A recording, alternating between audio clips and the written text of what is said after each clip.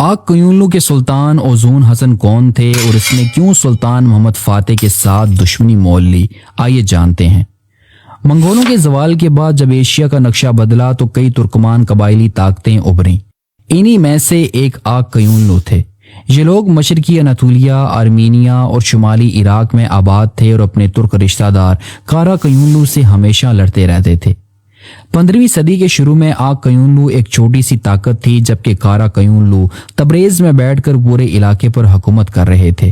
لیکن اوزون حسن کے دادا عثمان بیگ نے دیار بکر میں اپنی جڑیں مضبوط کیں اور تیموریوں کی مدد سے اپنی طاقت بڑھائی۔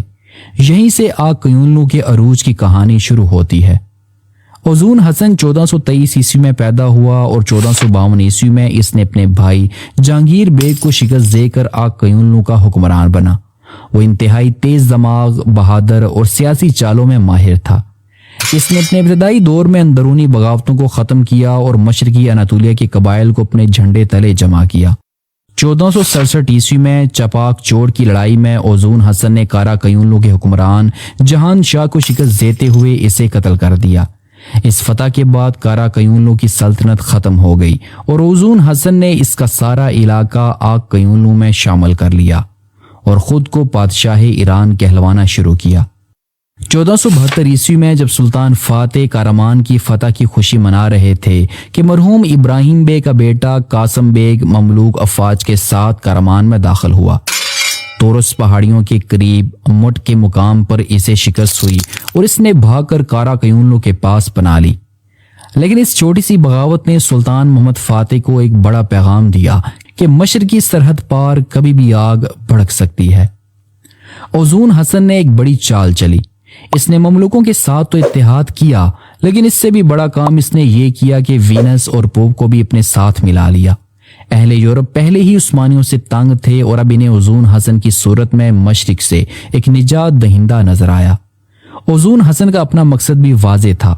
وہ بحیرہ روم تک پہنچنا چاہتا تھا تاکہ یورپ سے براہ راست تجارت کر سکے۔ عثمانی سلطنت اس راستے میں سب سے بڑی رکاوٹ تھی، بالکل ویسے ہی جیسے 70 سال پہلے امیر تیمور کے لیے تھی۔ 1472 عیسوی میں وینس، پوپ، نیپلس اور نائٹس ہاسپٹلرز کے مشترکہ بیڑے نے انطالیہ اور ازمیر پر اچانک حملہ کر کے شہروں کے باہری علاقے جلا دیے۔ اسی دوران اوزون حسن نے 60,000 فوج کے ساتھ عثمانی سلطنت پر حملہ آور ہوا اور اس نے توقات شہر کو لوٹ کر اسے جلا ڈالا۔ سلطان فاتح کے لیے یہ یورپ اور ایشیا دونوں طرف سے سب سے بڑا خطرہ تھا۔ فاتح سلطان محمد نے محمود پاشا کو دوبارہ وزیر اعظم مقرر کیا اور قسطنطنیہ کے محاصرے کے بعد سب سے بڑی فوج تیار کی، جس کی مجموعی تعداد 70,000 سے 1,00,000 تک تھی۔ 1472 عیسوی کے موسم خزاں میں یہ لشکر اناطولیہ روانہ ہوا۔ سلطان فاتح نے بورسا میں سردیاں گزاریں۔ ادھر مشرق میں صورتحال نازک تھی۔ عثمانی علاقے انقرہ تک لوٹے جا رہے تھے۔ شہزادے بایزید اور شہزادے مصطفیٰ اسپارٹا کے قریب اپنی فوجوں کو جمع کر کے دشمن کو روکنے کی کوشش میں مصروف تھے۔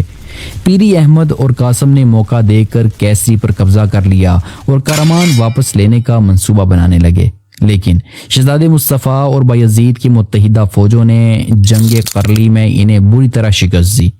دونوں شہزادے بھاگ کر آگ قیونلو پناہ لینے چلے گئے۔ اس فیصلہ کن جنگ میں اوزون حسن کے 3 بیٹے یوسف مرزا، زینل مرزا اور عمر مرزا پکڑے گئے، جنہیں بعد میں تاوان دے کر واپس کیا گیا۔ اس دوران سلطان فاتح کو ایک اور بڑی خوشخبری ملی، وہ یہ کہ قبرص کے شمال میں وینس کا وہ بیڑا جو آگ قیونلو کو بارود اور اسلحہ پہنچانے آ رہا تھا، اسے عثمانی بحریہ نے پکڑ لیا اور اس سے اوزون حسن کی فوجی طاقت بہت کمزور پڑ گئی۔